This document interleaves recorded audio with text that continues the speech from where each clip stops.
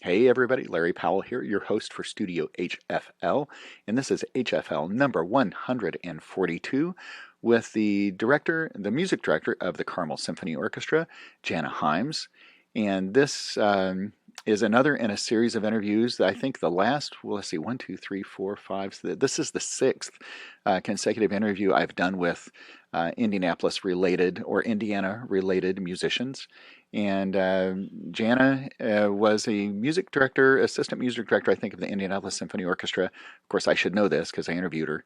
And I could just go and read her website. You could too, but go ahead and listen to the interview and figure it out here. But before we get to Janna's interview, I've got to tell you about the show sponsors. Messina Covers is not just any other case company. David Messina and Erica Howard design and produce some beautiful cases that fit both form and function. And you can choose your case design, fabric, and trim color, add custom engraving, and more. And of course, you can find out more at messinacovers.net. Peter Pickett and his crack team of craftspeople are continually innovating and providing the trumpet community with spectacular options for stock and custom mouthpieces. He and Eric Murine can help you find just the right size to fit your needs, and you should definitely consider trying the acrylic cup and rim. And if you're in the market for a custom trumpet, then Peter and Eric can build a Blackburn trumpet just for you. Check them out at pickettblackburn.com. To stay current on what's going on with Studio HFL, you can follow me on social media on Facebook and Instagram. And you can watch the live and pre-recorded interviews on the YouTube channel. And while you're there, go ahead and subscribe.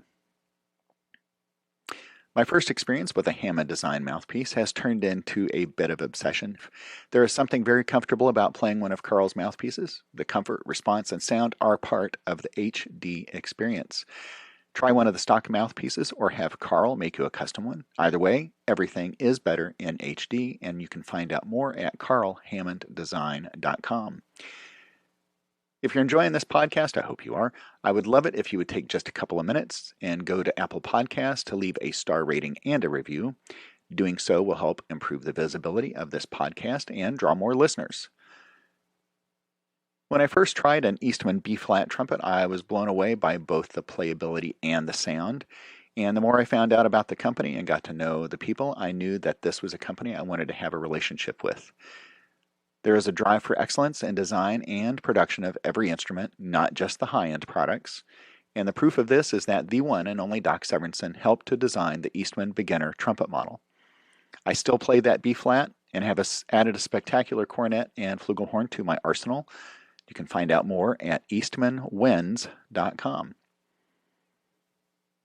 I'd love it if you'd visit the Studio HFL website and sign up for the weekly newsletter. And while you're there, you can also visit the merch page and buy a Studio HFL shirt for yourself and as a gift for someone else. Of course, you can do that at studiohfl.com.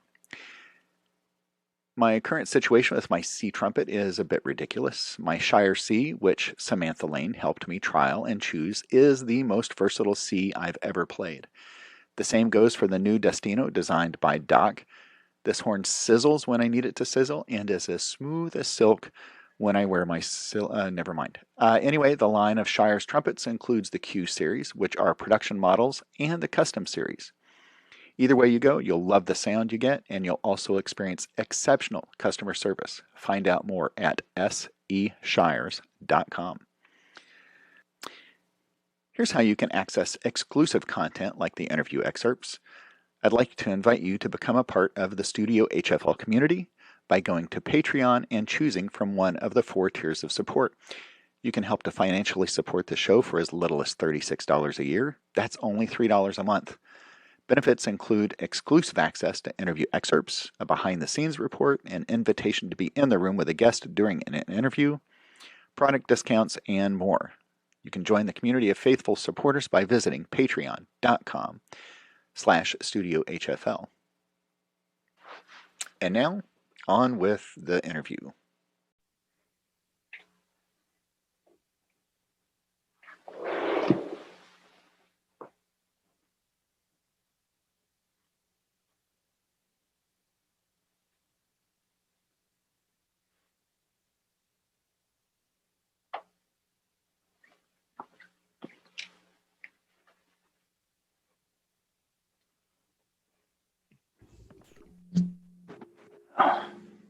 Good morning. Good morning. I'm getting situated here. How are you? How are you? I'm good. It's nice to meet you. I think we've crossed paths maybe like 1,000 years ago. and Probably true. And I've been trying to remember. Were you ever at Butler or affiliated with anything at Butler? I think when I was with Indianapolis Symphony, I conducted there for either a semester or a year. The conductor went on sabbatical and I filled in that year. Was that Stan DeRusha or was it after that? Stan DeRusha. That may have, I'm trying to figure out. I was there in 93, 94, and then I came back in 2001 to finish my master's. So to Butler. No, after 94. I was taking a break from college. Yeah, gotcha. I try to tell people college was the best 17 years of my life. Well, I'll tell you, when people come up to me and they're like, oh, don't I know you I feel bad because like you look really familiar, but sometimes I just don't remember because I'm doing my thing and it's bad. I hate that, because I've met a lot of people and I'm not great at networking and I have friends. I mean, even my son is kind of into this now. I mean, he stays in touch with people from like before middle school. He knows so many people. Wow. And it's not even on Facebook. It's just he'll think about something, he'll be in touch, and he'll say, hey, Mom, I spoke to so-and-so, and it's like somebody from 15 years ago. And he's in his 20s. But I kind of wish I had done more of that, I really do. Because I'd have a huge network of people. And I do, it's just that I'm not in contact.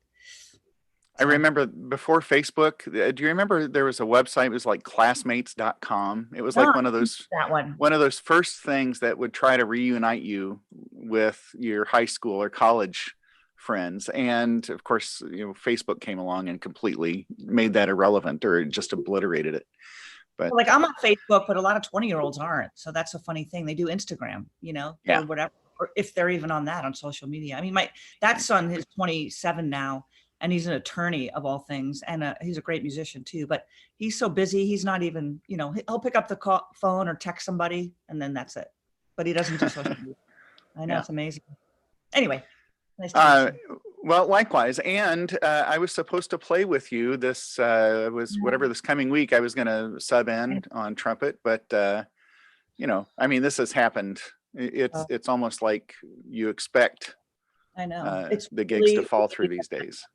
It's just crazy. And, I know there are people that kind of complain that we're changing things, but I guess I kind of don't care. They have no idea what we're going through. No idea. And it's on a daily basis. It's like, okay, you can have the stage extension. Well, that changes things because now we can have, or there's no audience. That changes things. Or, okay, we can stream. That's, I mean, there are so many changes and we just have to go with it and be flexible. And I think most people understand. I mean, at least we're playing. Well, and to me, that's the most important part because out of sight, out of mind. If you take the entire season off and don't, and speaking of social media, right? If you don't do anything on to stay connected with your patrons, I mean, forget it. Yeah. Well, I just think it's going to be so hard for some orchestras to come back next year. I do too. And, I think that the reason that I pushed so hard, the minute in March, when we were told in March, we were supposed to play with Edgar Meyer, the bass player, on Saturday, and we were told on Thursday that the hall would be closed. Mm-hmm. And the minute that happened, we had rehearsed, we had one more rehearsal, a run through. The minute that happened, I kind of went into this weird mode. I mean, I was surprised by myself. And it was sort of like survival mode. Like I have to find ways to get these guys to play and work. And I think it has to do with the way I was brought up. You work, you don't fluff off. You don't say, hey, we'll take a year and see you don't do that. You make it work.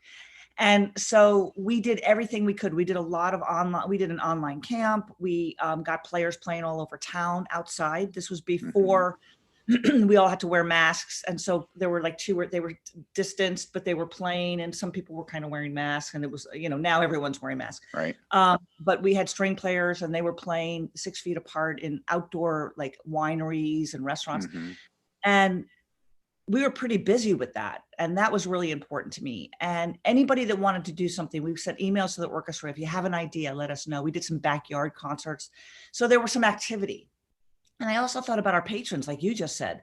If we say to them, look, we'll see you in a year, what is that going to do? Are they going to say in a year, oh, can't wait to go back to the symphony? Or are they going to say, you know, I kind of lived without it for a year. I'm going to start following the basketball team, or I'm going to do this. I don't have that much time, so I'm just going to pick. I didn't know. And I didn't want us to just go away by the wayside, you know, and it was really important to me that we had a constant presence. And then the third thing, and this is really the most important, and I should have said this first, is that music changes people's lives. Music can change your spirit, your soul, your feeling for the day. It's so therapeutic. And people need music. And so I thought to myself, if I can at least bring that to the audience that wants it, I'll be doing a good service. And that has proven the case. And that's the most important thing. It's not about, oh, I need a gig. I need to, you know, it's not about anybody and it's so much bigger than us. It's bigger than me. It's bigger than the symphony. It's about being longevity and being here in 10 years and being healthy. These major orchestras who are saying, look, we're going to take the year off. Boy, do I worry about that. And I know that every time they play, their overhead is huge. I get that. And we're so lucky, the smaller orchestras, the regional orchestras, because we can probably find a way to play and not have the cost be astronomical because we don't have a staff of 80 people or, you know, whatever. Mm-hmm. But still, it's a mess. It's a mess for so many people. And the people that come to our concerts, they're like, we're dying for music. We're dying for live music. I can play anything. And they're going nuts. They're going nuts over Beethoven symphonies or Mozart violin concerto, which I'm honored, really, and thrilled. But I mean, they're standing ovations. They're starving for it. And just imagine if we were playing a Bruckner symphony or something. Now, actually, that was kind of a stupid comment because I think Mozart and Beethoven are great. But the fact that we're playing, and also we're playing at I feel like the orchestra is playing with a renewed sense of, I don't know, pride or ownership, or they're just really into it. They're playing with such finesse. It's not, oh, I got 8 gigs this week and they're rushing around. They don't. And so they're really focused and they're playing beautifully with a lot of really great touch and soulful meaning and care. It's not just a gig. I can tell. You know, it's just really, the first concert we did was all strings and I had to speak to the audience and I thought I was going to die. I mean, it was been 8 months that my voice was cracking and I didn't know, you never know what's going to happen on stage. And afterwards, this guy said it was perfect because it was so heartfelt. And it was very meaningful, you know, because I was speaking on behalf of all of us and how grateful we were to be there. And this is who we are. This is what we do. It is. And you mentioned how important music is and how it changes lives. But, you know, yes, as working musicians, we look at things as gigs. But I know because I've talked and we've done some small things together with fellow colleagues.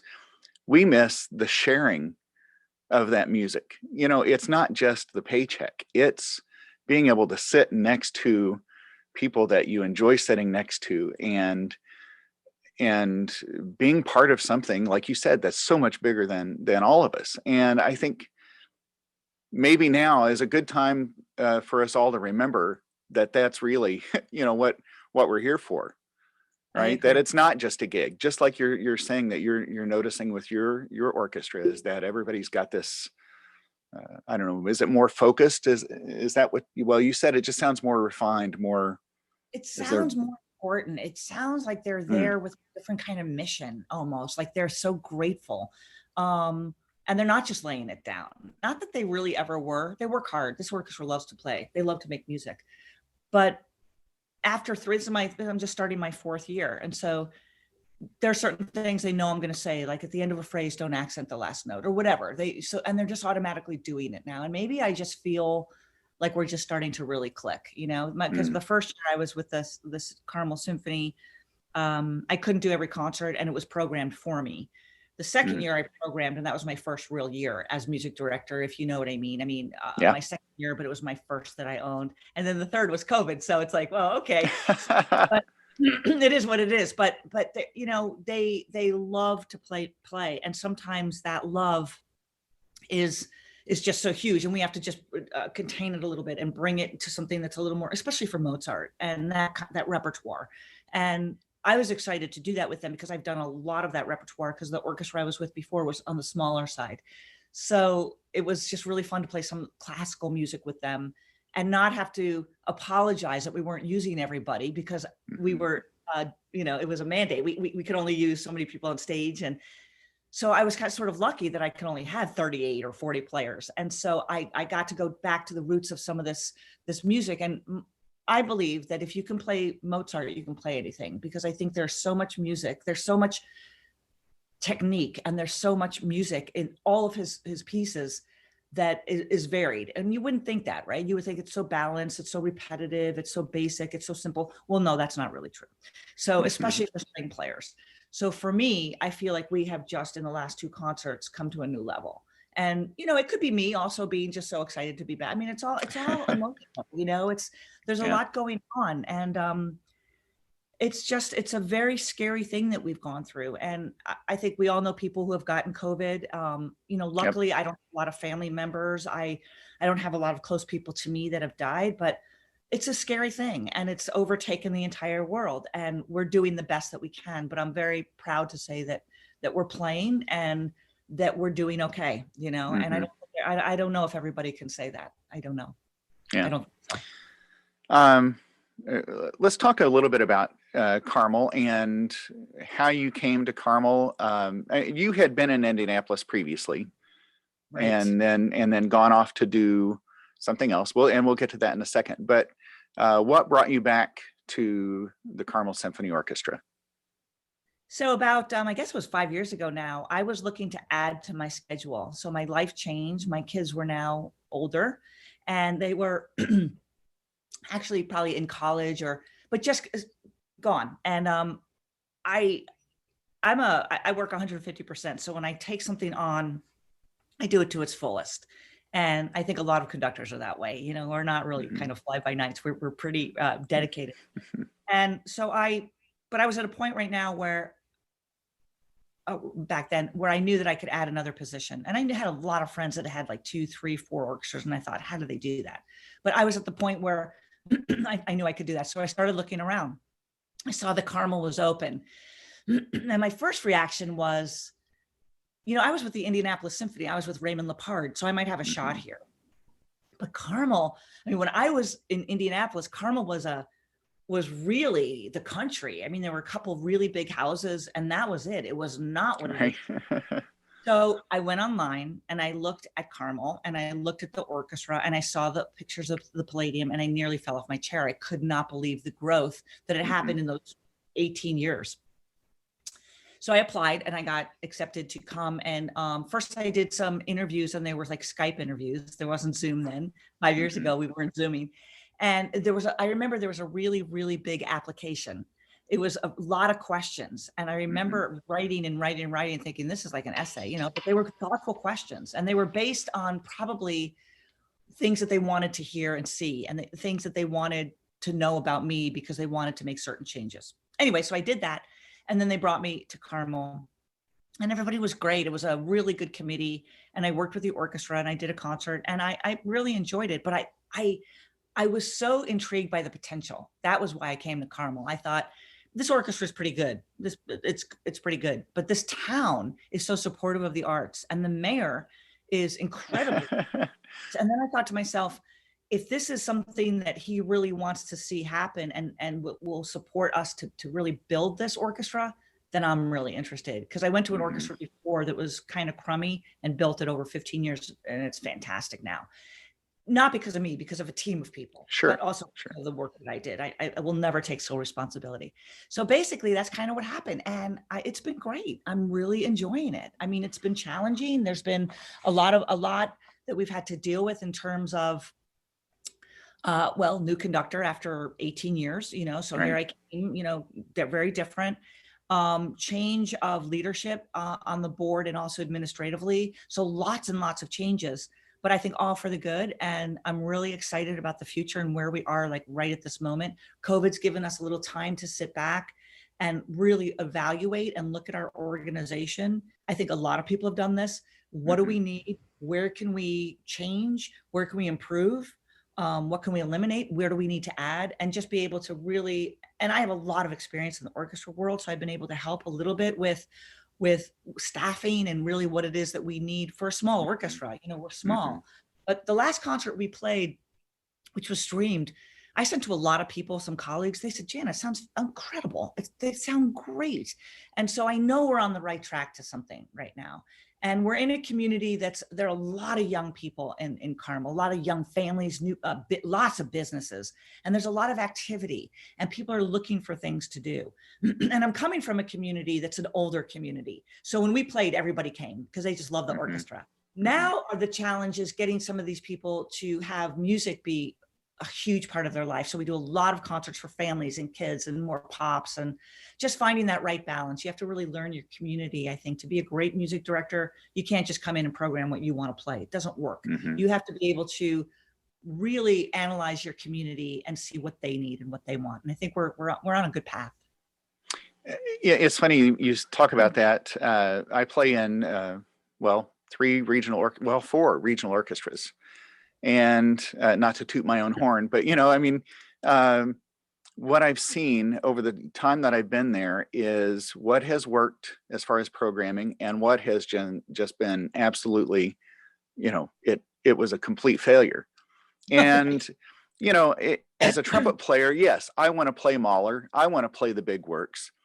But sometimes those pieces don't go over really well with the community that you're in. They want to hear Beethoven 5. They want to hear the predictable classical stuff, which I'm fine with because I love playing Beethoven.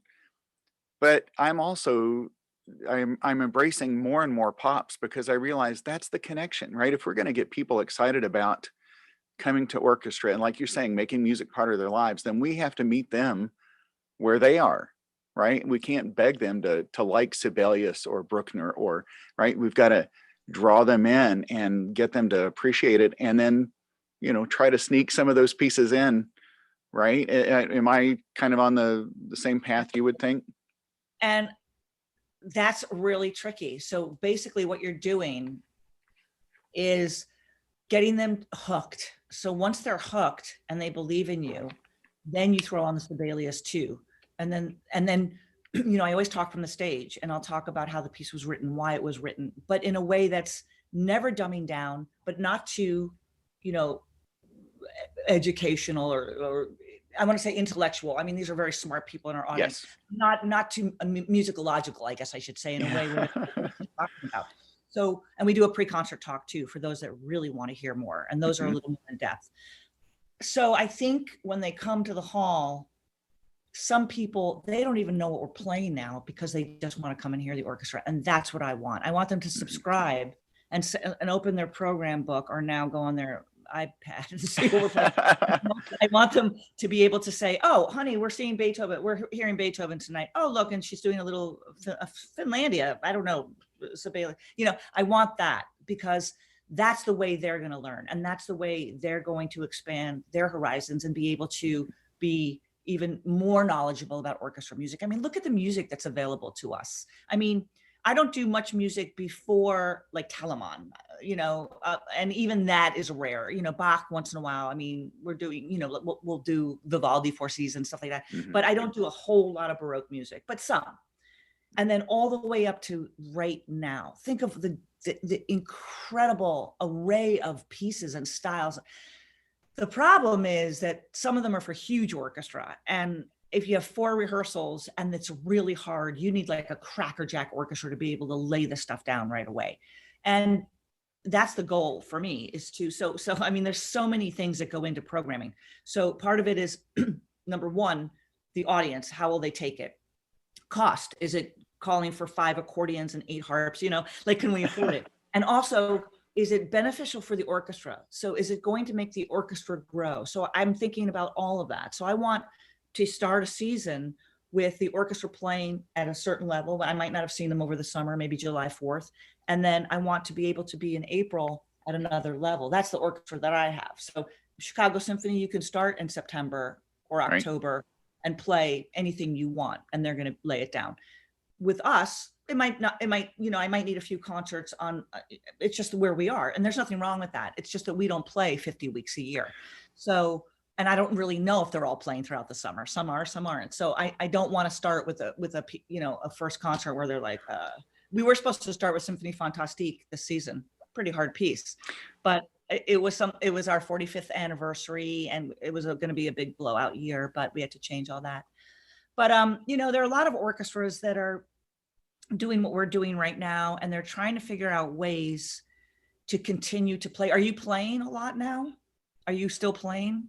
No. I am principal trumpet with all of them: Muncie Symphony Orchestra, Marion Philharmonic up in Marion, Indiana, Anderson Symphony, and then Owensboro Symphony down in Kentucky. Okay, great. And you know, what we've done it's one thing with Muncie, and that was a couple of weeks ago, and they were filming a Christmas. It was a brass ensemble, brass quintet, and a brass ensemble piece. And then with Owensboro, we've gone down and just done a couple of brass quintet things that were filmed. One was filmed, and then we went out when the weather was still good and played. And you wouldn't believe the amount of people. Yes, you would. The amount of people that showed up at this huge park, which allowed people to be socially distant, of course. But you know, again, I'm grateful even for those opportunities. And you know, if I was a third trumpet player in the orchestra, I wouldn't have gotten those. But because I'm first, you know, when they do a quintet, I'm there. Now, I'm grateful that some of us get work, and I understand, you know, you can't bring the whole orchestra in. It's not feasible right now. I want to speak to something you said about, you know, having time off in the summer. It is such. There are a lot of us that do play year round. We play and teach, but regardless of that first time that you all come together at that first rehearsal of the season, right? There is some adjustments that need to be, because you've got different people sitting next to you, and you know, maybe a different stand partner if you're in the string section, and also it's time to catch up socially, right? It's like, what have you been doing for the last couple of months? And so I always I think there's an incredible amount of energy in those first concerts of the season. Definitely. Because everybody's so excited to be back together in that group. Yeah. And then the next weekend is the first concert of the season with the next group, right? And that excitement is there as well. Let's back up a little bit and maybe talk about how you got to become a conductor, music director. This is not something where, well, I guess, you know, I'm thinking you don't just go, I think I'll be a director, right? I mean, there's an evolution. You were a musician. You are a musician. I'm not going to throw any conductor jokes in there. Don't worry. Thank you. But did you start with piano, violin, voice, and then how did that progress? Yeah, so I started playing piano when I was a little girl, and when I was about, I guess I was going into, I was probably in 8th grade, and I was pretty serious. You know, I was playing recitals and playing a lot. And I wanted to go to the High School of Music and Art. And my parents were kind of surprised. It was up in Harlem at the time on 135th Street. It was in the middle of City College. Now it's down by Lincoln Center. And my mother was real nervous about me, you know, taking the bus up. Anyway, long story. So I applied, and you know, well, I don't know if it's thousands, but it's definitely hundreds of kids apply to that school. It's a public school and it was for music and artists, and pretty serious musicians and artists who are really pretty far along. So I got in on piano. So I got in, and they said, well, you need to be in an orchestra, a band, or the choir. So you need to change your instrument because we don't have piano majors here, or not majors, but you have to specialize in something. So they gave me the trumpet. So I went home and I got it. Well, first of all, getting into that school was like amazing for me because I had no idea. In fact, I went to one of my reunions not long ago, like 4 years ago.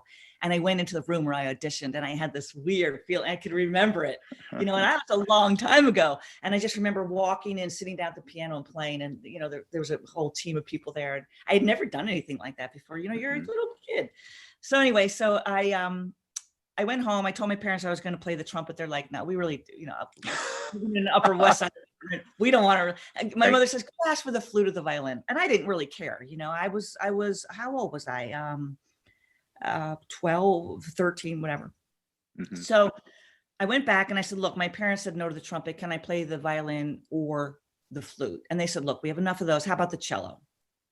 Everyone agreed the cello was fine. So it was my goal. There were 4 orchestras, and it's kind of like the Carmel High School, pretty incredible school. Mm-hmm. And there were 4 orchestras, and the top orchestra got to play at Carnegie Hall for graduation. So my whole thing in 9th grade was, I've got to get out of this orchestra and get into that top orchestra because I need to play at Carnegie Hall. I mean, what a phenomenal feeling for a young musician. Mm-hmm. So I studied with Martin Ormandy, Eugene Ormandy's brother. I took private lessons with him, and I did all my school. I played in a Baroque orchestra. I played cello and piano during that time. It was really focused on music. I mean, we had theory and history.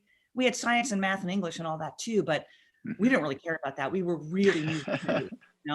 So the first class of the day was orchestra. So it was my second year. Now I was in the top orchestra, and I was in 10th grade.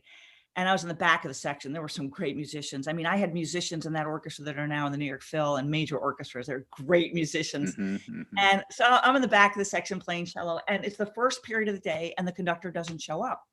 And everyone's fooling around. People are playing, their friends' instruments, and their percussionists are on the sticks. Everyone's fooling around.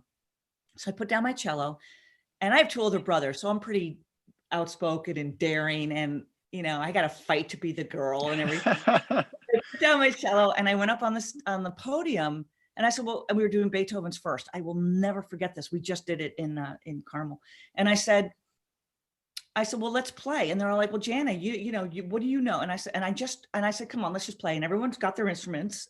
And I just went like that, and they played. And all I did was try to mimic what I saw visually from my stand and what the conductor was doing. The pattern, I had no idea. I conducted for like 20 minutes, and they were playing, and I thought I was going to die. And to this day, I tell you, Larry, to this day, I can remember going like that and hearing them play and what that feeling was like. Well, that was it, So I went home that night, and I told my parents, I said, well, I'm going to be a conductor. And I remember my father saying, well, Janna, there really aren't that. And my mother just went, shut up, Phil. She said she can be whatever she wants to be. And, they both, he ended up being my biggest fan. And that was it. And had that day not happened, I don't know what my path would have been. Maybe I would have really followed the cello path or continued with piano. I don't know, but I was so hooked. And then I learned that I really needed to know about theory and history and instruments. And there was so much I needed to know, but that idea of going into something that was so multifaceted and had so many areas that I needed to study was really interesting to me, because it was such a challenge, and there were so many hurdles I was going to have to go through. And it wasn't just learning a piece and playing it great. It was involving psychology of people. It was involving history. It was involving, art. There's and religion. There were so many things that I had to know about. And that was very intriguing to me, and it still is. And I think conductors are never bored, because there's always that. If you're conducting a piece that has, like I said, a religious connotation, you have to understand what the connection is.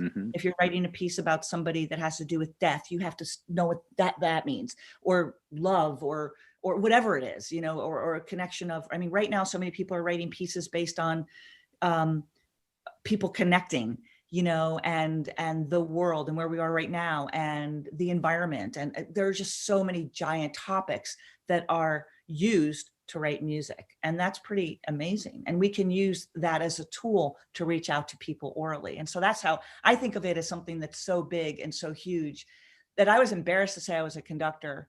Really was only probably the last 10 years where I felt comfortable saying, well, I'm a conductor at orchestras.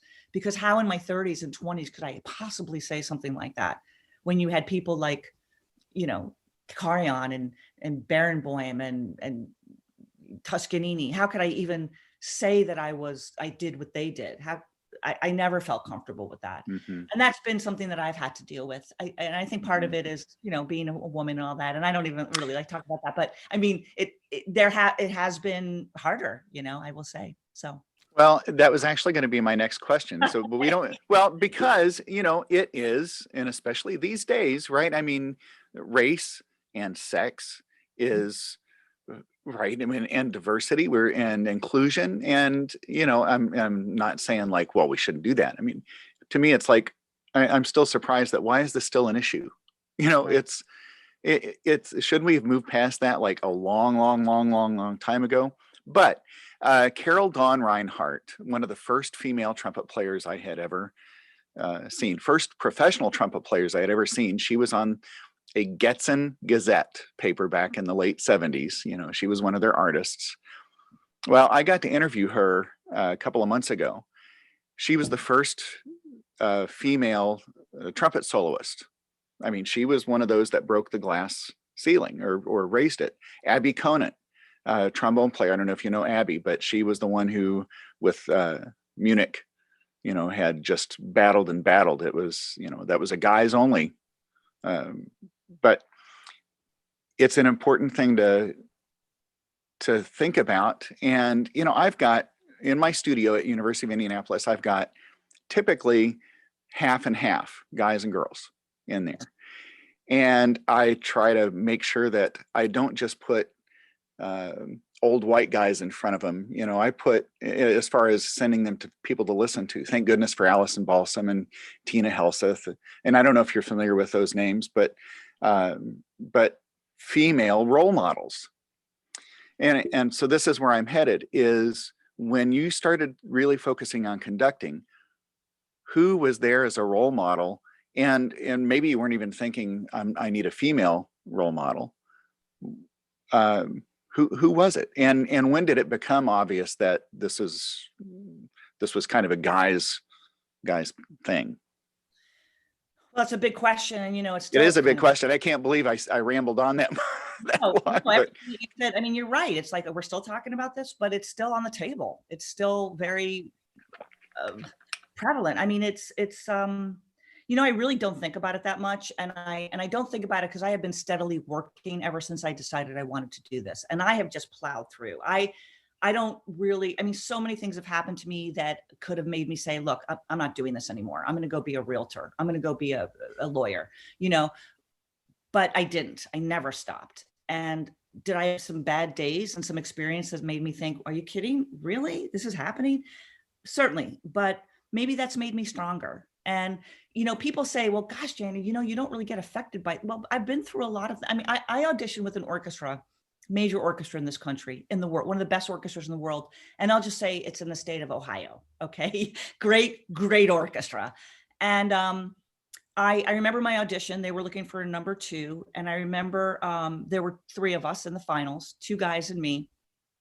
And I remember I actually stopped the orchestra to fix something, which was like unheard of. They just want you to run through and they want to see if you can conduct in 3 and 4, So I fixed something, and it was just amazing. The sound was amazing. Oh my gosh, it was incredible. Better than the Beethoven one when I was in 10th grade.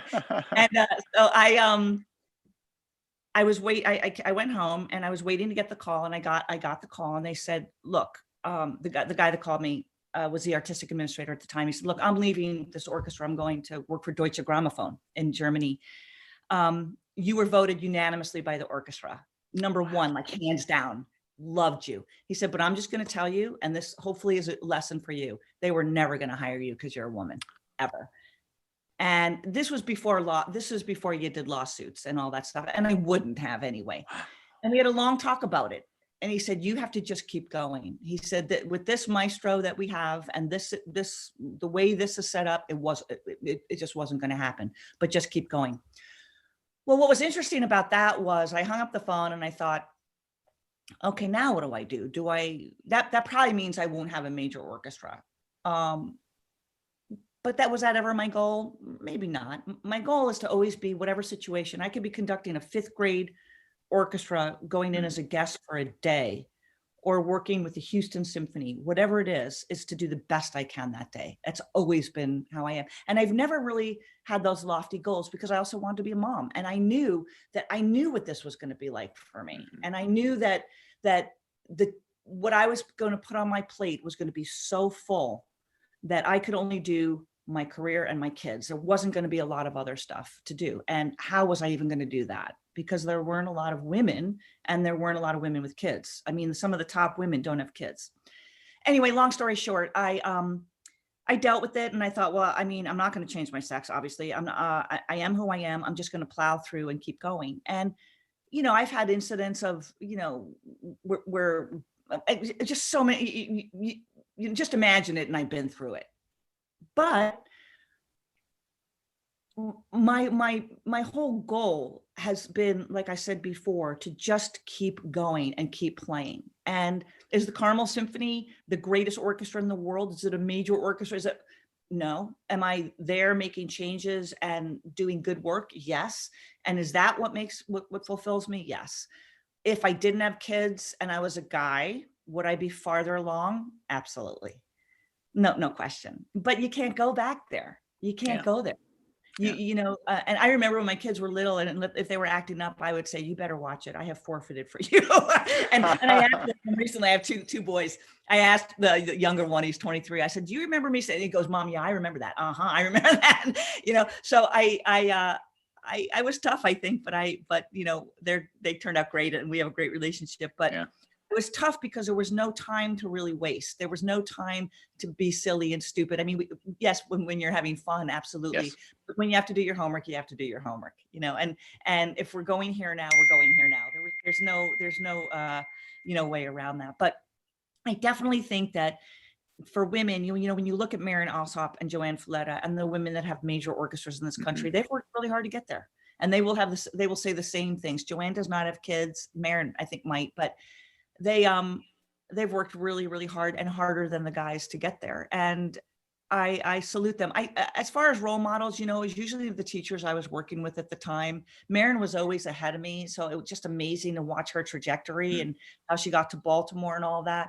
We've never been friends. I mean, I think that we were Tanglewood together, and I always just watched her and couldn't even believe how she could do what she could do. She's pretty incredible. But I felt like I was doing my thing too. And I've been really always just doing, so many people latch on to like coaches and mentors and all that. And I had so many through my life, but I just kind of kept going. And I've used a lot of different things in my life to inspire me. And I know it sounds weird, but I'm in Maine right now. I have a home in Maine, and being in Maine and just being surrounded around nature is very inspirational for me. And I will go back with a renewed energy and a renewed look on life and balance. If I was in Carmel all the time, I might not have that, because it's intense and there's just a lot going on with it. And sometimes just to get away from there and zoom and be able to have some of the nature around me that I have is just part of what inspires me right now. But mentorship and inspiration are two different things. But it's kind of been an incredible ride. And I really love what I'm doing in Carmel. I think that, like I talked about the potential, and I think that there's so much room for developing not only the orchestra, but more music in town once things are opened up and safe again. I think we have an ability to be able to be a real arts center. And I think that's something that people in that community really want to happen, with the Palladium and some of the theaters, and there are dance troupes, and it's like a mini Lincoln Center. There's 3 theaters there. There's 2 little theaters and then the Palladium, and there's so much potential. And I think it's going to just burst when we're all able to open again. You mentioned, you said Carmel's, is it the greatest orchestra in the world? No, but the same I could say with the groups that I play with. Is it the greatest? No, but they are truly remarkable, and they serve the community, and they're no less important than the ISO or Chicago or or Cleveland or whomever. It provides something to the community. And can you imagine if the Indianapolis Symphony was the only thing in the state, or if Chicago Symphony was the only thing in Illinois, or even, Milwaukee wasn't as close, or whatever. I mean, how many people would have nothing to grab onto? I mean, these regional orchestras, I think, are critical to the success, maybe of even the bigger orchestras. I've never really thought about it. I might have to once we're done, I might have to sit back and really think, if that's true. But, I take what I do very seriously, and it doesn't matter what orchestra. I've subbed with Indianapolis, but my attitude when I go in there is the same as when I go to the Marion Philharmonic or when I go to Owensboro. It's like, look, we're here to, yes, I'm glad to see you. We're going to chat on break and in between rehearsals, but we're also going to take care of business. And I think that's a mentality that a lot of these groups have. They don't think, well, it's just Muncie, nobody cares. They're like, hey, we're here, we're going to make some great music and deliver a great product. And, my experience with Carmel, I bet it's 20 years ago. And I can't even remember who was conducting. I subbed in for a concert. That's how long it's been since I've actually experienced being in the Carmel Symphony.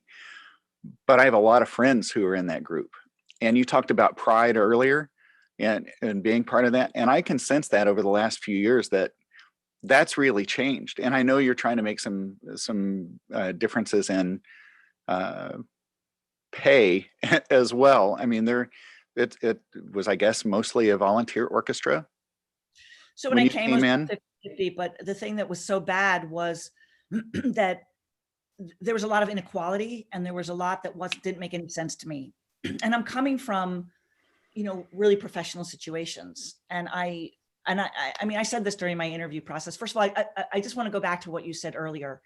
I totally agree with you that the regional orchestras, I believe, are almost more important. And I say that because there are so many more of us than there are the majors. And we play for such a huge amount of people when you think about it. When you look at all the regional orchestras and even the ones below, it's incredible. I mean, if you live in New York City and you go to the New York Philharmonic, that's great. But think about all of New York, which is a huge state, and all those people who get to go to the Hudson Philharmonic, the Albany Symphony, great orchestra, Buffalo. Excuse me. I was with the ISO, and I was there for 3 years, I think. Then I left, and now I'm back in Carmel, and I love the ISO. But the difference is it's incredible in the way we think and the way that we are. This orchestra in Carmel, I totally agree that when they come together, they're so happy to be together. It's like a family. They are truly like a family. But when it's time for business, they're there. And I'm very much that way. After rehearsal, happy to talk to everybody. When I have 2.5 hours to get a bunch done, and it's like so short. And I always use that time the best that I can. But I really think that the regional orchestras are the ones that have prevailed, and maybe will continue after COVID, because the way we think, the way that we operate is on such a level where, it's not like we have $90 million and, this giant, incredible endowment where, but then we just say, well, we're not going to pay people. I mean, we don't think that way. I think we're all trying to figure out ways that we can help our musicians, because it's not going to break the bank, and we're going to be able to do it if we can be smart in our planning and raise some money. And we've been pretty successful in Carmel with that. But getting back to your question, when I came to Carmel, there were some great players that weren't getting paid because of just where they sat. And there was some inequality, I thought. And so we changed some of the structure there. And in fact, this season was going to be the first season that we were going to be able to pay everybody. And I think for the last few concerts, we have been able to do that. Yeah. Bravo. Well, because one of the things was that we weren't able to hire some of the people that we wanted to, either subs or additional players. And then we had the problem where we have all these other orchestras that are paying everybody, but we weren't, and we were the only one in town, but yet we're playing in Carmel in this hall, and we're not a volunteer orchestra. We don't play like a volunteer orchestra, and that's not what I signed up for. That's not what I mean. I love volunteer orchestras, and I think there's a real place for them. And I think that they are a great place for somebody who hasn't played for a really long time, to brush off their instrument and go and have a blast. And there's one in Indianapolis, I understand. Yep. And I think it's terrific. Are you kidding me? I think everyone should play music. But my charge and what I was asked to do was to come in and to grow the orchestra. And that includes not necessarily changing personnel, but elevating everything. So you have, a principal and an assistant and maybe an associate, doing the levels and doing the titles and doing auditions. We do auditions now. They're screened. We don't know who's, I mean, that's what you do if you want to grow an orchestra. You do it like the big boys. And, we don't have to be as stringent, and there are certain things we'll never do. We don't play 50 weeks a year or whatever. But And we can't give health insurance and anything like that. But if we can pay everyone and we're still a per service orchestra, well, we should be doing that. And there's no reason why we shouldn't. And the board they've changed a lot because a lot of people were going off and on and all that, but they've been pretty terrific with hearing me and allowing me to have this vision and jumping on board. Obviously I had it right away and I wrote a 5-year plan and I'm like, let's, by 5th year, well, things change and people go and all this stuff. And we've had a lot of executive directors and a lot of marketing directors. And that's, people look at that as, well, what's the matter with the Carmel Symphony? There's nothing the matter with the Carmel Symphony. The reason that we've had a lot of people change was, well, there are a couple of reasons. One is that we hired some people that weren't the right candidates and we didn't know until after, our bad. And one is that some people who haven't been involved in these positions before, once they get in, it's been my whole life, they realize how much work it is and really what they need to know. And it's just, they can't do it. And even though they love the orchestra, they're just like, I can't really do this. I don't have the time. And really they don't have the experience. I think to run an orchestra is so different from anything else. I mean, maybe an opera company and ballet company can relate, but it's not a bookstore. It's not an advertising firm. It's not, it's so different and you're dealing with so many personalities. And sometimes I think that people think that it's up to the maestro. No, it's really a democracy and it's really a team effort. And I am so proud of the fact that we have this team right now that we're kind of clicking along. And it's really exciting. And it's the first time I think in 3 years, again, the first year I didn't conduct a lot and the third year we had COVID, but we now at this point have a really great group of people who have a shared vision. And that's what you need.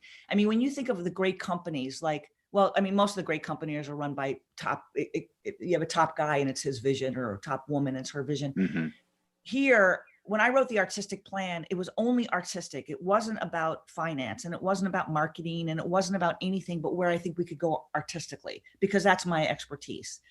The strategic plan that then followed was about how we put that artistic vision into place. And it takes a long time and it takes knowledgeable people to be able to do that.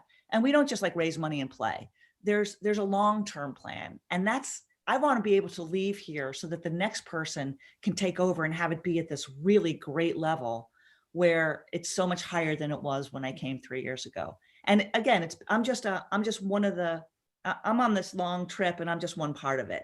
And it's exciting. And it's exciting to be able to chip in and give what it is that I know into making this orchestra, I think, even one of the best orchestras in the area. That's really what I'd love to be able to say. Well, there's no reason that it couldn't be. I mean, if you look at the makeup of Carmel and Westfield and Fishers and even Indianapolis, well, first of all, it's beneficial that there's so much youth in those communities, right? I think if you were stuck in a much older neighborhood, this would be a very difficult thing to do. But because you have youth and you have people who are savvy and want to be involved with the arts, right now you're maybe providing an opportunity for them, and I'm talking about contributing financially or other resources that way. But so I want to ask a couple of questions about repertoire. These might be the kind of stock questions, but well, you already mentioned you're a fan of Mozart. You love Mozart. Maybe a favorite piece or pieces, or, I know my wife is a violinist. She loves the string quartets. Mozart string quartets are great. But who really gets that baton going, for you on the stage? I get asked that a lot. And I know it's corny, but it's usually the piece that I'm working on at the moment. And we just did a great concert. We had we have a young artist competition, and the person that won is really talented young musician, lives in Bloomington, Cooper Olson. And he won when he was in 8th grade. And he was going to play the ensembles with us on a concert that is a side-by-side. And we play with the Carmel High School. And we were going to put him on that concert. Well, that got canceled. That was last March. And then we thought, well, we'll put him on a summer concert. Well, that got canceled. And we kept thinking COVID would be in 2 months we can play, in 2 months we can play. I think Edgar Meyer's been probably, his dates have changed 4 times. So I thought, you know what? let's put him on a Masterworks. Now that was a very daring thing because now he's in ninth grade. He's super young. He had never played with orchestra before, but more importantly, we bring in pretty big names, pretty like people that people will know for our Masterworks. But what a great thing it was. I mean, he was amazing. The audience went nuts. He wrote his own cadenzas and it was just spectacular. Why do I bring that up? I bring that up because I didn't know how the audience would react to this. So we played Beethoven 1, the Mozart third violin concerto, and Rossini Barber of Seville. And I flipped it. So we started with the Beethoven, then we played the Mozart, and we ended with Rossini. I did that because I said, the world is so upside down. We're going to show that in our programming. And and the audience thought that was very cute. And I did it because I thought, great to end with Rossini, upbeat, right? They went nuts on every piece because this repertoire is really, for 15 years, I worked with the Williamsburg Symphony in Williamsburg, Virginia. It was a small orchestra and we played in a small hall. We played 2 times to sold out audiences, but in a very small venue. So I was playing a lot of the classical repertoire and we became really known for that. Then we moved at the end of my tenure there and we started playing bigger repertoire. And that's the other reason I was happy to come to Carmel. We can play all the big stuff. But so for me, I feel like that is the root of so much music, technically too. I mean, you know this, if you can play a Mozart symphony with the colors and the balance and have it be opaque and have it be just the right everything. So it's sparkly and not too dense and all that, and hit those notes perfectly and have them be perfectly in tune and accurate, but musical and not too stiff, but also with musicality. And if you can do that, then when you have everyone on stage, 90 people playing, Mahler, not that that's any easier, but you have a lot of sound going on. So if you play a note and it might be a millisecond off from the second trumpet player, it might not be noticeable, but in Mozart, it's going to be noticeable.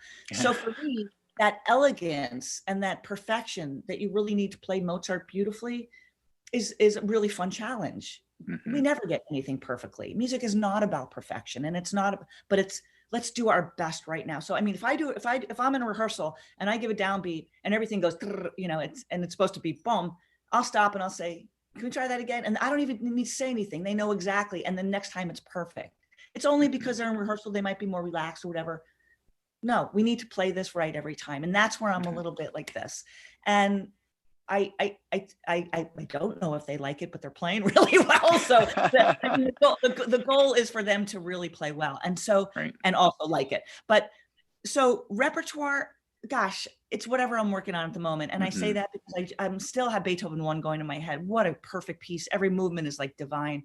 I love all the Beethoven symphonies. I've done them all, several times, I don't know, the ninth, maybe 4 times, not many times. But for me, you see his life, even though he wrote the first when he was like 29 or 30, you see his whole life in all those symphonies and you learn so much about him as a man. And you can say that about all this music. This year we were supposed to do the Year of the Woman and we were going to play music by all these fantastic composers. And we were having a lot of women soloists. And we were just talking earlier, and I don't really do a lot of things that are centered around a certain group of people. I don't do all Beethoven concerts, although I did one when I was in Costa Rica once, which went really well, but it was programmed for me and I loved it. But I like to have concerts be varied. We play 5 Masterworks a year. So I like each one to have a mix of music and different styles and show the orchestra playing in those different styles. But we were going to do the Year of the Woman as our 45th anniversary, and we were going to honor some really amazing women in the community. And I was a little reluctant at first. It was my idea and I came up with it, but I was still kind of reluctant inside because I never like to pay attention to that. And like you said, haven't we talked about that before? Haven't we done all that before? I feel that way. And I grew up in a family that was very open in New York City. My father was a lighting designer for NBC and my mother was a producer on Broadway. So, they dealt with all kinds of people. My father worked on SNL. He died a year and a half ago and he lit the Tonight Show with Fallon, Seth Meyers, and SNL. So he dealt with everybody. I have pictures of my dad with Lady Gaga, Rihanna, all these people. So he was lighting them. And so he saw these personalities of these megastars. And he's dealt with every type of person you can imagine. And my mother was on Broadway and she did all these great, great things. the most great was the Porgy and Bess that won the Tony with the Houston Grand Opera in the 90s, and that went all over the world. So she did that. And so they were dealing with all kinds of people. So there were people in our home and people in our lives that were from all walks of life, and they were people, and you treated them as people. You didn't treat them as, okay, well, this person is Black, this person is gay, this person's a woman. They were just people that happened to be artists, but who were respected and appreciated for who they were. So I grew up with that. So here we are in 2020, and Black Lives Matters here, and it explodes, right? And the division and all these things that are happening in this country right now kind of freak me out, because it reminds me of so long ago. And didn't we do this? And wasn't this like when we were little? Like, it wasn't this even like when we were like teeny tiny tots? Weren't we talking about this stuff? Let's get over this. Let's just pay women equally if they're at the same level as far as their experience and what they're able to put out at work. If they're great, just pay them what they deserve. Let's not have these conversations anymore. Let's talk about the future. Let's talk about the fact that we might have an issue with climate change. Let's talk about the fact that we have COVID. Let's talk about the fact that we have starving kids in this country. Let's talk about the fact that there are still people that are homeless, that don't have health care, that don't have food.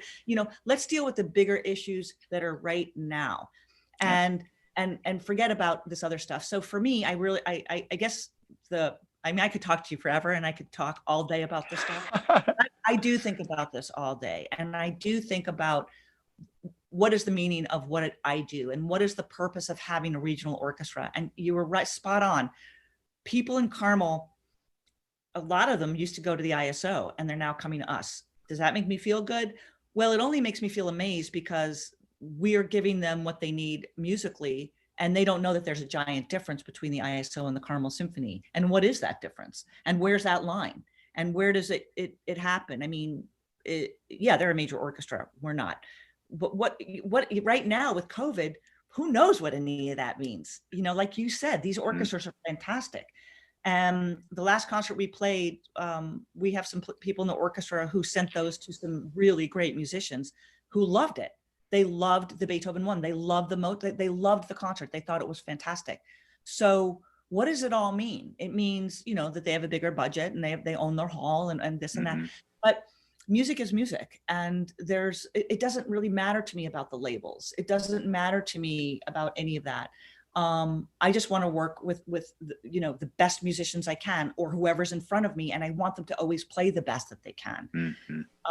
The best musicians that I'm working with right now is the Carmel Symphony. That's the orchestra that I work with on a regular basis, and I can see that the way they are playing and the way they're owning it is a little different. And I think maybe that's what I've noticed. And also, I think playing during COVID is so special and so meaningful that we're all playing with open hearts in a way that's different. And I think that's what I meant before. But I do think that they're enjoying it, and I feel that they're enjoying the fact that they know that as an ensemble they're getting better. They're just tighter, and I've heard it from so many audience members. And I don't really think about, well, how did you play before? What did you do? How did you do it? I'm just thinking what I'm hearing right now and how we can get that better. That I just live in the now, and I kind of live in the future. Like, where are we going to be in 2 years? And I think we program 2 years out, and we program 3 years out, and we're looking at soloists 3 years out. And, I come from the ISO and the Williamsburg Symphony, where we brought in Jenny Coe and just great players. And I'll never forget, I don't know. I just would always try to bring in the top-notch violinists and cellists and pianists. And for me, that just brought everything up a level, So putting Cooper on this Masterworks was a big deal, but he did it. And for him, what a stepping stone. I mean, he's amazing, and that he will never forget that for his whole life. And that was a true gift. And that was a once-in-a-lifetime thing that we did, because our Masterworks are really for the creme de la creme of people in the industry. And so it's you never put it down. It's not a job where you just say, oh, okay, well, it's 5 o'clock, I'm done. It doesn't work like that. Over the years, I thought maybe I should just, because the strain of being a musician, a freelancer, right? It can be, well, it is tiring at times. I should just quit and get a 9-to-5 job. And I think I would be absolutely bored out of my skull. right? Because I can't fit my life into an 8-hour day, and not that structured. I mean, it has to be, uh, you know, time practicing, time preparing, time listening. I've learned the value of listening as part of preparation over the years, and I've learned to love listening so much more. Um, yeah, well, sorry, that's just about me. I'm just trying to think, I couldn't function that way, But it probably, and don't you kind of love the chaos sometimes? Like if you have like 3 gigs a week. yeah, and some people can't. Well, my wife, who is also a musician, but she's way more structured than I am. She's like, how do you not just go crazy with the chaos? But I love it, and I'm also one who I'll wait until the last minute to get things done, and then it's actually really good. I mean, if I'd spent more time on it, it probably wouldn't have been as good. I would have had too much time to think about it, right? And I get so, that. yeah. But like I say, now I will qualify this because I may be sitting under your baton at some point. I want you to know that I'm always prepared to play. So, does everybody in the Carmel Symphony already sense this passion that you have? I I mean, don't know. No, it's funny you say that. maybe they need to see this and hear Yeah, maybe, this interview, right? And be like, yeah, oh we'll do wow, we that. made the right choice. We'll put it on our Facebook. I think it would be good Yeah, because I know that they haven't. I mean, we have so little time together, and then when we do, it's like we make announcements at the beginning of rehearsal, and then we're down to work, and yeah. usually we have pretty big programs, and I'm just scrambling for time. But I do send emails. I just sent them a pretty big email about the fact that now we have no audience and we're just streaming only, because we had audience and streaming at our last 2 concerts. And they're in the dark about so much day-to-day stuff. And I'm working every day. I mean, I don't know if they know that, but I'm in touch with the office. And when COVID hit, um, we had some changes in staff, and one was our executive director. And at Right. that time I went to our board and I said, look, let's not make any hires right now. We have COVID, we have time to breathe. And this is when I said, let's just look at what we need as an organization. And I said, I have a lot of experience, and not that I want to do all this because I certainly don't, but let me work with the committees and just see where we are and try to make some sense of where we could go that would be financially beneficial, and also where we need to go as this level orchestra. And it's been great. And Kara's moved up. She was personnel library. She's now director of operations. We work great together. We always have. She has some more responsibility now. I think she's interested in management, and I think she's learning, the ropes. We're looking at bringing in someone for development, which is really what we need. And just our board, they've taken ownership. They have these great committees. They're working hard. We're raising money, and it's going pretty well. So maybe there's a new structure to be had. Maybe there's something to be said for not having it be the way it's always been. I mean, when you see Cami, the biggest management firm in the United States of America, in the world, fold, you have to start thinking about, is the old way the best way? Maybe not. We're not going to be, I mean, then remember when all the orchestras started without conductors, like Orpheus, and they were like conductorless orchestras, and they were run by the musicians. That was great too, but there's only so much they can do, right? So maybe there's a way that the structure is different, where the board really is busy, really working at a capacity that's almost like staff, where there's a small staff who's just doing their hours, their 40 hours a week, but where there's such passion and commitment that it's clicking along. That's kind of where we are right now, and it feels so good. It feels so right.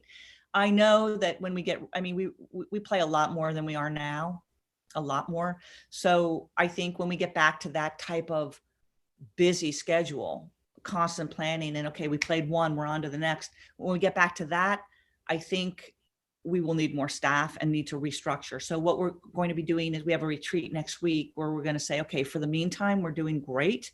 What's going to happen in fall of 2021, which is probably when it will really kick in, Right. where we're going to be back to normal again. What will it look like here? What will the structure be? And how much money do we need to make that happen? So, oh my gosh, it's so much unknown, and it's just putting the pieces together. And that's why there have been changes. And I know, I was really upset when we had to change the holiday pops. really upset because I was excited about what it was going to look like and how it was going to be a little bit different. We were streaming it for the first time. We were having these great arrangements written. I was just really excited. I was going to be conducting, you know, and I haven't been, you know, I've done 2 concerts and I like to be busy too that way. Yeah. So, and while I'm liking the administrative part of it, it's much more taking over my life right now, much more of that than music. And so that balance, you know, I told the board recently, I said, look, I'll go through December and then we need to really analyze January, where we are with all this. Cause it's just been a lot of time and sometimes 8 hours a day of Zooming when COVID hit, you know, just figuring out how are we going to do all this, but we're in a good place right now and things are settling down. And I look forward to going back to playing music that I haven't done before and studying scores for the first time, opening them up brand new and just creating, you know, all the pieces that we're doing right now I've done before, which is, I'm not complaining. I'm very comfortable with it and it's really fun because they're smaller and I've done so much of that repertoire. But when we get to the big pieces that I haven't done, I'm just looking forward to new music, you know, introducing our audience to new music slowly and appropriately. I'm not taking too many chances this year. I don't think anybody is. And I'm looking for some small music that I could program, but you know, I need time to do research. And so that's what I spend a lot of my time doing, but it's a great career. I think you can admit that it always changes. It's never the same. And I love that about it. I love the fact that you work very hard on something over a week or 2 weeks, or if we did Sweeney Todd last year, and that was a huge feat. And that I went to all the rehearsals of the actors and the choir. So I think we had 3 weeks and I went every day and they rehearsed every single day, like all day. I went to all of those and then we brought the orchestra in at the end. And that was a big thing to put together. And, you know, you feel totally zonked when it's over, you're exhausted, but that was huge. And, but then it's over and it's on to the next thing. And I love the fact that it changes. I think that makes it exciting all the time. You're never bored. There are times though I wish we would do a second performance. You know, I mean, you work and 3 or 4 rehearsals and you do a concert and you're like, wait, this can't be over. Yeah, let's do a Sunday matinee. Let's follow it up. But you know, again, that's the nature of the regional orchestras. We can't support, you know, like the Chicago Symphony for 4 performances a weekend and different repertoire, right? For each. If you had a smaller hall like we did in Williamsburg, then we did play twice. Yeah. Of course, the cost of that is enormous because you have to pay for a whole nother service. However, we had great ticket sales, so it worked out. But that now they moved to a bigger hall, and now they're playing once. Yes, I do miss the beauty of playing twice because there's something about the second one that's kind of settled in a little bit. I agree. Yeah. Well, this has been a treat to get to know you. Oh my gosh, if people don't hear the passion for what you do, then they're not listening. You know, I've only talked to conductors usually from, you know, 60 feet away, you know, when I'm asking a question, or like I like to think, you know, it's like I'm telling them how they should conduct it. Well, there went my chance to play in your orchestra, right? Maestro, did you want it to go that fast? Yeah. Well, and you know, that's kind of I have great relationships with all my music directors. I'm going to have to edit that out. It's just because, you know, we're all prepared and I think there's a mutual respect there, but I've never been afraid to, you know, some people seem so afraid to talk to the podium. It's like, well, just ask a question, you know, clarify it. I'll be honest with you, we like it because then it gives us the feeling of your perspective. You know, we need to know that. Like you might, you know, if somebody comes up to me and says, hey, Janna, you know what? I have like 60 measures of rest. If you could just look at me there or whatever, you know, something like that. Great. Bring it on. Tell me that. You know, I mean, I probably would be because I know that, but maybe I'm a bit busy or something and I don't always do it. And you want, I love that stuff because then I'll make a note, you know, not that it's always needed and it might only be needed for the next rehearsal, you know, and it might not be needed after that, but, or, it doesn't happen that much where people come up and ask me to, you know, I think there's this thing about being scared of music directors and I kind of get that. And I think that we have high, you know, I have really high expectations But the truth of the matter is I have the highest expectation on myself, because what a job it is to take a Beethoven symphony. What a job it is to be handed a piece by Brahms. Go do this. Are you kidding? Do you know how enormous that task is? And to be able to do justice to that music? I mean, who are we? I mean, that is pure genius. So the expectations of me to be able to do that in my own head and my heart and my mind are so high, and I'll never reach that. So, but I put that on the orchestra too. You know, we're not playing, this is not a gig. This is not, oh, we're just playing Brahms 2 this week. We're playing Brahms 2 this week. This is where your energy is. Oh, you have that other orchestra Saturday? You have Brahms 2 here, you know? I mean, and it's funny when you bring up the pops. I think what's happening with the pops right now, pops music can be pretty hard. You play a John Williams program, especially for you. Yes. Thank you. Give me an assistant. Don't expect me to play, you know, and don't put me on a Saturday morning dress. That's another thing that's a conversation for a different time. But anyways. Yeah. Well, I always tell, you know, if for some reason it has to be, if for some reason we're forced to doing that, I always say, just mark it. Don't play out. Just do. We already did that at the rehearsal before. And I'm always cognizant of that, because I know, I mean, this it's all right here. This is, I mean, and I hate it when like everyone's playing their hearts out on a dress the same day. No, you guys, you're going to blow it. You're going to blow your lips. So I always remind them of that. And I think they're grateful. But anyway, those concerts are becoming more sophisticated, I think. Not the light classics. I mean, like the pops. Yep. Light classics, which we put on pops, are one thing. But I really appreciate that, because they're becoming more interesting for players. It's not just whole notes. You know, there's some interesting stuff now being written, and it makes it much more fun to play the pops. And they're technically on par with some of the classical concerts that we play. Well, you know, and I think that's something I've done so many pops where, okay, we're just going to have one rehearsal. And it's like, and especially if it's swing, it's like, wait a second. Now, forgive me for saying, but you know, string players don't play a whole lot of swing. One rehearsal is not going to get the style down on that. You know, I'm thinking, you talk about the technique. If you're not used to swinging, you're going to need 2 or 3 rehearsals to get into that groove and know how that works. And oh my gosh, to work out the phrasing in an all John Williams concert and figure out, you know, one rehearsal doesn't cover it. You know, so I love to see when, you know, I'm looking at the list for the next season and see, oh, good, they didn't shortchange the pops concerts. You know, they're not just thinking, oh, but it's an easy thing to do in one rehearsal. We did Steve Lipia. I don't know if you've worked with Steve Lipia. He's a great. He does a lot of the Nelson Riddle arrangements. Frank Sinatra. He sings like Frank, and he's amazing from Las Vegas. And I've performed with him probably 3 times, and I brought him to Carmel last year, and I had 2 rehearsals, and I think everybody was kind of surprised. You know, it's just like Luck Be a Lady and Fly Me to the Moon. Like, why do you need 2 rehearsals? Well, you'll see why. Yeah. And you know, get full sax section, full. It was really like it was like a band with the orchestra. You know, we hired everybody you wanted, and great rhythm section we brought in. And I love that music. Like that music I totally get, because I grew up on that. And so I think people get surprised about that, because yes, I can do Mozart and all that stuff, but then I feel like I'm at home with that music. You know, I wasn't brought up in Vienna and Germany. So you know, as a toddler, we were listening to big band stuff at home and show music. And we were taken to I grew up in New York, so I had a really great combination of music. We went to the opera and the ballet and all that stuff. But you know, at home, if my folks were listening to music when they're having their cocktails at night, they were playing that kind of stuff.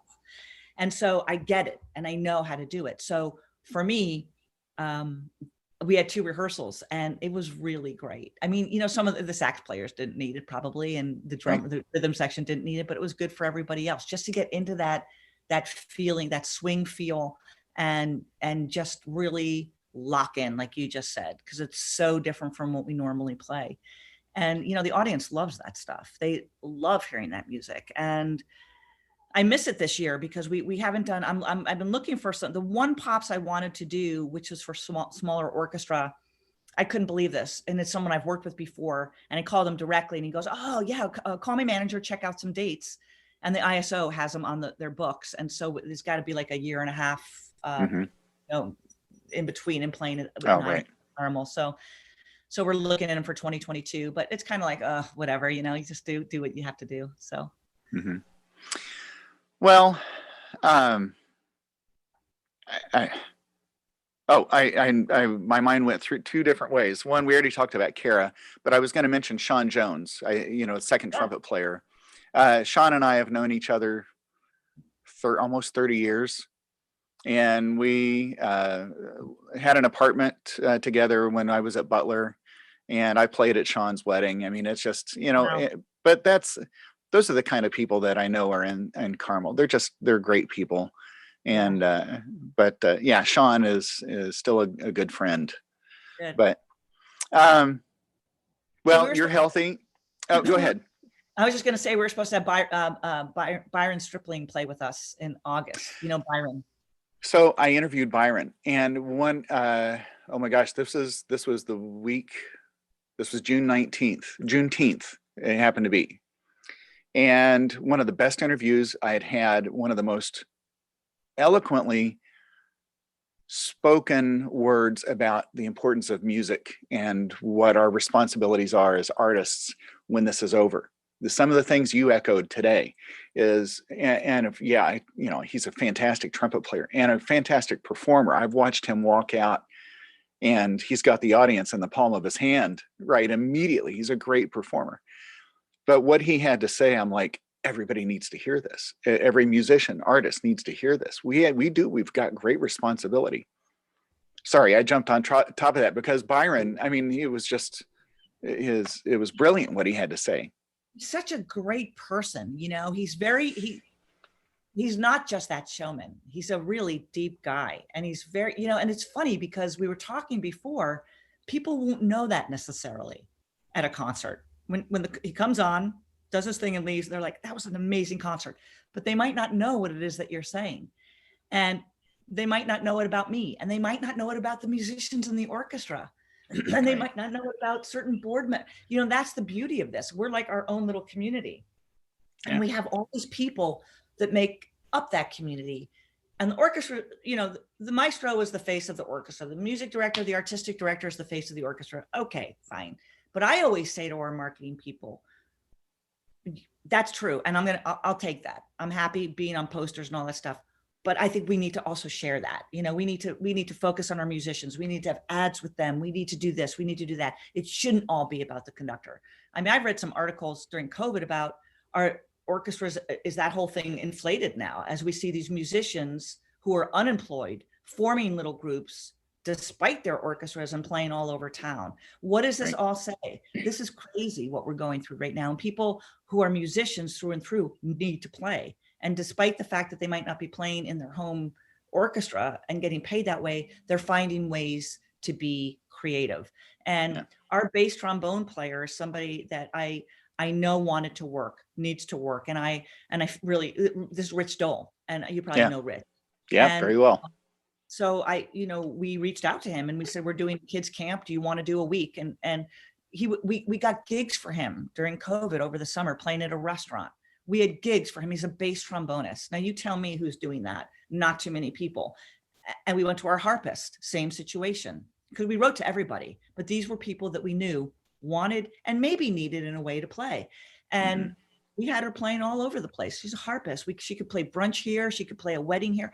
And what's important about that is that we looked at the individuals. I mean, some people have other jobs and so they're okay. Some people not really didn't need to. For whatever, everyone's situation is different.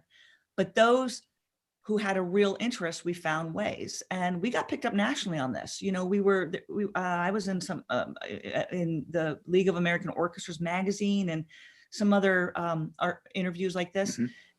It's not that I'm so great, and it's not that I'm doing something that's remarkable. What I'm doing is I'm caring for my people, and I'm looking at what situations they're in, and I'm saying, okay, music's not going to die. What is it we can do for you? What do you need? Can we get something for you? And we made ways to make that happen. And I think we can even do more. And I think when COVID is over, that will continue. We'll still have those gigs. I mean, those are gigs where they go, and I don't even look at what they're playing. Just go play for 2 hours at an outdoor restaurant. I'm not involved in that other than let's use these musicians. Hey, how about this week we use these guys because they're interested. So it's all about being equal and for giving people opportunity if they need it. And I was really grateful that we were able to do that, as was he, because he's not playing a lot this year. You know, I'm not using a lot of pieces that call for bass trombone. And so he's having, a year that's probably sketchy, playing a little bit here and a little bit there. Yeah. And I think that we really need to be very, very cognizant and careful right now of the fact that when this is over, we can't trust that everyone's going to feel safe running back into the hall. This is going to be longer for us. We have to know that just because people are getting vaccines, whenever that starts to happen, that until everyone has one and COVID is on the decline, people won't feel safe coming back in the hall. Orchestras have a portion of our audience is older. Ours is real mixed, but those older people might not come until they know they can come. We have buses from retirement homes. They're not going to come. That could be 2 years from now. So, we have to be very aware of that and figure out ways that we can still perform and have it be financially not a disaster for each organization, but still supply music and still supply streaming so those people can at least hear music and feel like they're part of something, even though it's on a screen. It's not the same, but at least they're hearing a live performance. Mm-hmm. And that's how we're doing it live. So if you miss it that night, you're out, which I sort of like, because it's like going to a concert, Mm-hmm. This summer, the first thing that we did when COVID hit was we found past footage of video, and we made these little, and I watched them all. And we put these little half-an-hour shows on called Getting to Know Your CSO. And we played little snippets of concerts, and then we interviewed musicians. And we said, who wants to be on this? And whoever wanted to be on it, we put them on.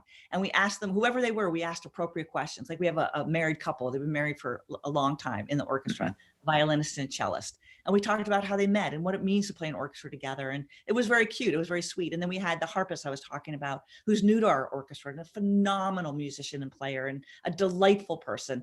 And she comes from a family of musicians, and she had a whole nother story. And so it was a way for people to, and we played those over and over so people could see those. It was a way for people to engage with our orchestra in a way that was not just coming to seeing this amazing thing up there that's untouchable, but really being more intimate.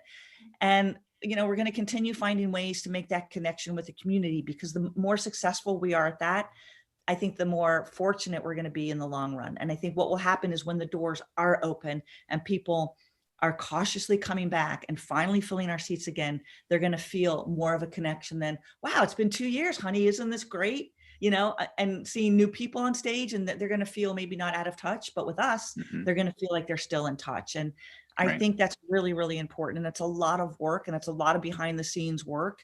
And it's scary sometimes because I think part of me in my role and in my personality, I feel the weight on my shoulders. I feel like it's my problem to solve. Just that I shouldn't, but I do. And I think everyone who works with me on a daily basis knows that.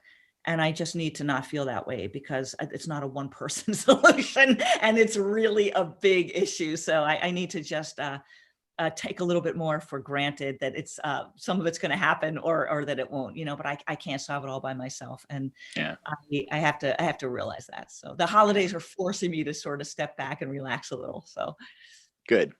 Well, it sounds like things, COVID aside, that Carmel's headed in a really good direction.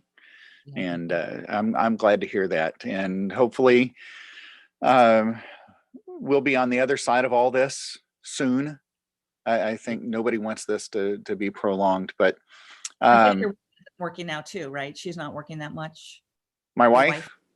Well, she started a screen printing business. We converted our garage into a screen print shop. And so she had already been doing that, but so we both have our own small business, and she's doing what she can, but even that is slow right now, because bands and choirs and, groups that buy in bulk, and we may have to talk about, CSO at some point and getting, but it's slow. It's slow for everybody, but, that's also the nice thing about being in control of your own destiny, as it were. If you're compelled to find work in situations like this, you can't just wait for that next call to say, I need to reorder something. You got to seek out new customers during this time. So Yes, and I think people Yeah. are being really creative, and bravo to you for doing that. I have a conductor friend who's doing a home wine business. I mean, I haven't done that yet, just because I stepped sort of into a little bit helping out with management a little bit, but Yeah. that's only temporary. But certainly, uh, we were on such a trajectory. I mean, we were about to start a huge festival. There were so many things that we were doing, a big pop series. It was like running into a brick wall. I mean, my story is not unique or different from anybody's, but Hmm. we were in such a great place. I mean, we were here and then suddenly we found ourselves here and it was so exciting. And now we're back down and it'll be a slow climb up, but we have to be grateful and we have to be careful. And I think, every day I wake up and I'm just so happy that we're continuing and that we didn't just close the doors. I have to say that because Hmm. I think we sort of beat this thing. We're on the other side. Maybe it's less months now that we have to deal with. I Hmm. mean, if you're like me, I'm totally bored with it. I'm over COVID, but I'm taking precautions and being safe and doing what I have to. But the arts are and big sports and all that. I mean, we're the first to be hit, but the thing is, once there's a football game and it's all safe again, everyone will flood back into they already are, Yep. but I think the arts it's going to be a little slower for us and we Yeah. want to be cautious and we want to be careful. So Yeah. we're doing the right things, but I'm glad that you're healthy Thank and you. yeah, Likewise. yeah, thanks. Uh, Yeah, well, it's a pleasure to thank you talk to very you, much. and I will be in touch again. Okay, thanks. All right. Bye-bye. Bye bye. Hey, thanks for joining me today for my interview. Hope you enjoyed it. And if you want to hear more, you can visit patreon.com/studioHFL. By becoming a supporter, you can have access to content that is exclusively available to my Patreon patrons, which would include excerpts from interviews. I'd also like to remind you to visit Apple Podcast and leave a star rating and a review. And don't forget to follow me on social media. Thanks again for being here and listening, and I hope you come back for another interview next time around.